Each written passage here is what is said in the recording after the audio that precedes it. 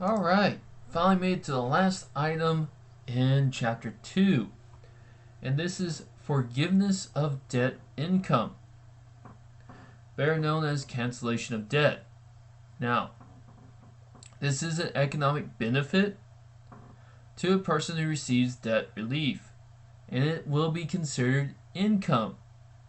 Okay? For the most part, there is a few exclusions, and you are going to be considered income for the full amount that got relief or canceled of the debt.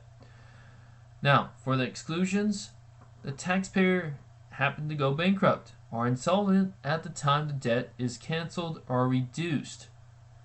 So if you did go bankrupt, you will receive it, but it will not affect you. The debt is qualified real property business debt. Okay, so it's part of your business property, and when it's talking about real property, it's basically building and anything intangible. The debt is qualified principal residence debt, so to your home. Okay, the debt is certain types of student loan debt that is forgiven under certain conditions.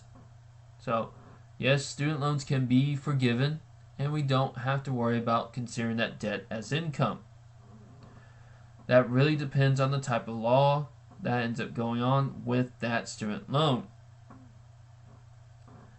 But mostly if it's credit card debt or medical debt or any of those and they are being forgiven, then we have to watch out for those, because those will get taxable, and sometimes, a lot of times,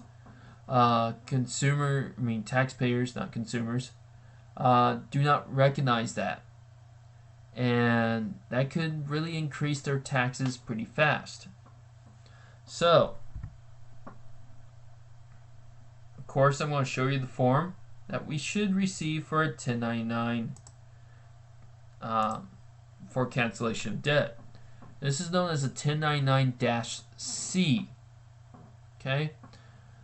And it will show the creditor their taxpayer identification number, and they will have the debitors, so always make sure they have the right stuff, and your name, address, so forth and so on. So, date of identifiable event. That's when they actually decide to declare that your debt is going to be canceled. They're going to report the amount of debt that got discharged. If there was any interest on this debt, then they're going to provide a description, be it credit card debt or other item. And then, of course, they're going to pretty much check this, that you are personally liable for repayment of debt, unless it's for one of the exclusions. Usually they don't check it then. And this is for the real property. And then there is codes that they will put in for the event. Again, we're not going to go through the list of that. I just want you to see what 1099-C is that our clients could actually receive. Okay, so this concludes Chapter 2 lecture. I know, lots of fun stuff right here. Lots of information to remember. So, make sure you do go over it again,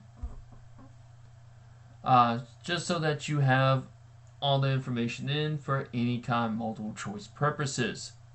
Okay, if you do have any questions over anything in Chapter 2, again, make sure you send me that good old-fashioned email.